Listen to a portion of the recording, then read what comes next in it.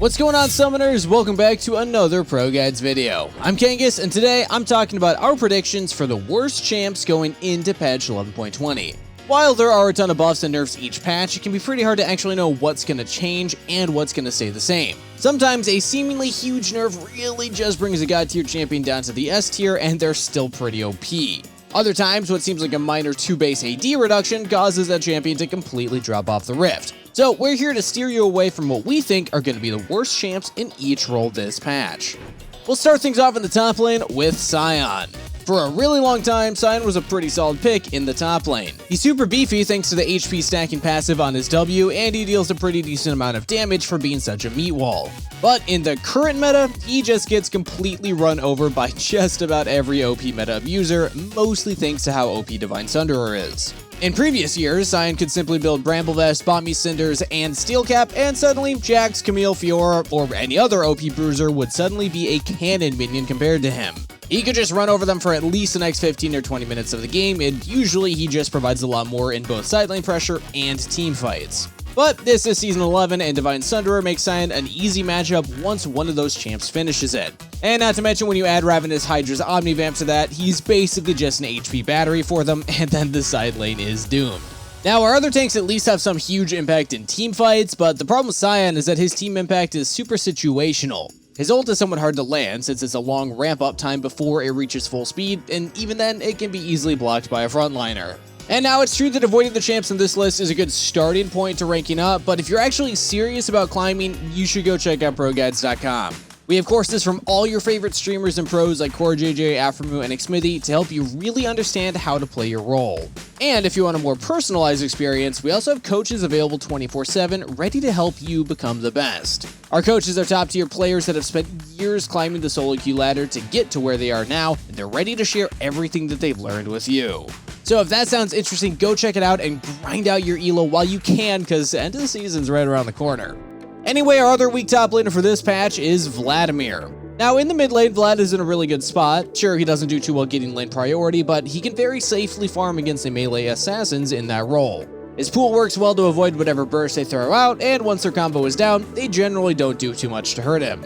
And then eventually, once he has enough levels in queue, he reaches the point where he can out-sustain them and can eventually push them out of lane with a couple of good trades. But in the top lane, things are a lot more difficult for the Hemomancer. For one, the bruisers in top lane are a lot better at closing the gap than most mid lane champs. Their jumps and dashes tend to be a shorter cooldown, and most of them have a slow or stun to help them stick to targets. Plus, the lane is a lot longer than mid lane, so once your pool is on cooldown, you're forced to give up a lot more farm or risk being jumped on for an all-in. To make matters worse, most top laners generally itemize into some sort of sustain pretty early, so he doesn't really win trades over time the same way that he does in the mid lane. Now, Vlad is of course a super hard scaling carry, but so are also a lot of the other OP top laner bruiser metas, so it's not like he's gonna win in that department either. Now, taking a look at the jungle, our first pick is Pantheon. Now, it's kind of funny because we featured Pantheon as an OP pick in recent videos, but that's when he's played as a solo laner. He has super oppressive trading, which leads him to being easily able to do pretty much whatever he wants with the lane. He can shove and take plates, roam and help his jungler, and post level 6, his roams are really OP since a semi-global leap is pretty much always a free kill on overextended opponents. But when you take Pantheon and throw him in the jungle, none of his strengths really shine. His clear speed is relatively slow compared to most junglers, so if the enemy jungler is an aggressive ganker, they will easily outpace him. And if he's against a more farm-heavy champion like Fiddlesticks or Karthus, they will no doubt outscale him, since he won't really be able to get the ball rolling fast enough. But on top of his slowish clear, he just isn't all that threatening of a champion in the jungle. Sure, if the enemy jungler runs at him 1v1, he can probably take the fight, but that's the problem. No one's gonna run at a Pantheon 1v1. His only way to force a fight is his W, but the range on that is relatively short, so if somebody sees him, all they gotta do is just walk away. With a bumpy, inconsistent early game, you just won't have the lead that Pantheon relies on having going into that mid game in order to fill his usual assassin/bruiser hybrid role. And next up on the list, we've included both Zed and Qiyana in this entry. We're doing them as a 2-for-1 because both of them made the last patch for pretty much the same reason. Both of these assassins were given buffs that give them a really fast clear speed, but a fast clear speed doesn't mean anything at all if they can't do anything aside from that. In the mid lane, they generally outtrade most opponents, whittling them down and then going in for the kill. But in an outright fight to the death early on, they lack the extended damage that you need to actually win those fights. And that is exactly what duels in the jungle are all about. There's no tower to play around when you're going to Scuttle Crab, so when you find Xin Zhao, Lee Sin, or any other strong duelist around the crab, if they can get onto you, you are basically guaranteed to be dead. And for that same reason, you're also forced to concede your own jungle camps if you're invaded and don't have laners to back you up. Both champions lack meaningful ganky tools aside from their ults, so as the game goes into the mid game, they don't have the same golden XP lead that makes them such deadly assassins when they're played as mid laners. So from us to you, please stop believing the mindless masses that are talking about how OP these picks are just because they can clear the jungle in 3 minutes. I could go into how niche and specific they are to actually be good in the jungle, but we actually think that the stats just speak for themselves on this one. Now, I think Riot's idea to buff certain champion jungle abilities is actually kind of fun, but lately they've kind of been missing their targets. I'm glad Qiyana and Zed are doing so poorly in the role because assassins like them snowball way too hard when they're strong. I'd actually rather them push some tanks into being solid junglers and maybe even an enchanter or two. So that brings us to today's question of the day. What champion or champions would you like to see Riot make viable to jungle? Let us know your answer in the comments down below. Now for the mid lane, we have Azir. Azir is one of the best examples of a champion that has horrible solo queue stats because he's balanced around his prominence in pro play. When played super well, he is an ultra safe hyper carry that can 1v9 games, even at the highest level of play. But when any one champ rules the pro meta, obviously they are going to be heavily nerfed, and even more so when it's a champion that generally wants to stall out games as long as possible, since that usually results in a snooze fest. Now couple the fact that he has been heavily nerfed into a weak spot with the fact that the current solo queue meta is pretty much entirely melee assassin and bruisers, which counter him really hard, and it's easy to see why he's pretty much the worst pick in the game right now. Now moving things down to the bot lane, we have Varus. Just like Azir, his win rate has been beaten down to the mid-40s due to how often he's picked in pro play. His lane phase is still pretty impressive, sure, but he just doesn't scale as hard as he used to with either his mid-game lethality build or his late-game hyperscaling on-hit build.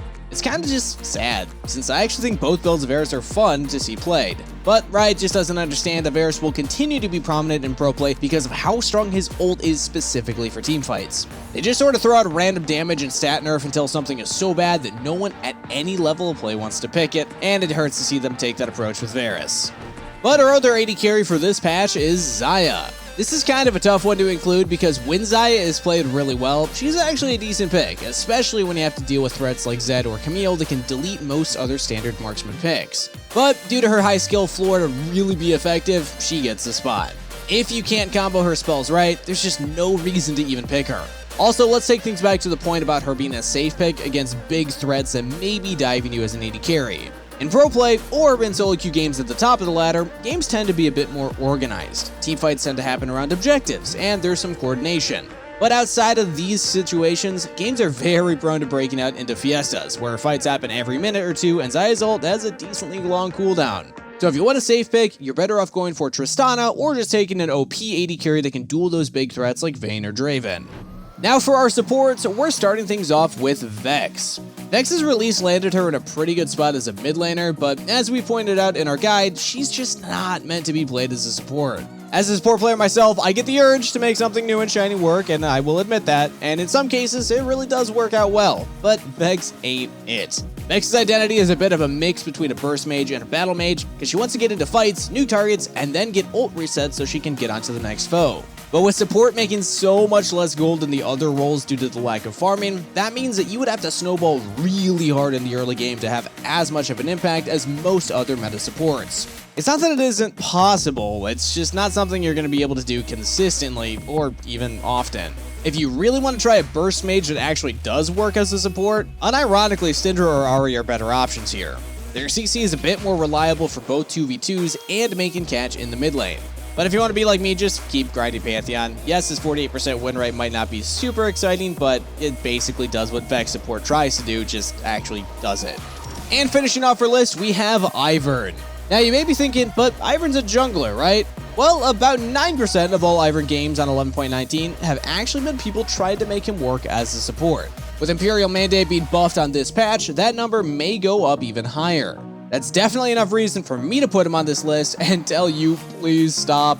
Ivern works so well in the jungle because of his skirmishing potential, the ability to lock down one opponent and shield a strong ally, usually meaning that they can easily win a 2v2. But in the bot lane, it's the support's job to carry the 2v2s most of the time. And on that note, let's look at other enchanters. They provide solid poke in lane and usually have some form of disengage. As far as poke goes, Ivern has nothing to provide aside from his autos, and if he's that close, odds are the enemy bot lane is trading on him a lot harder.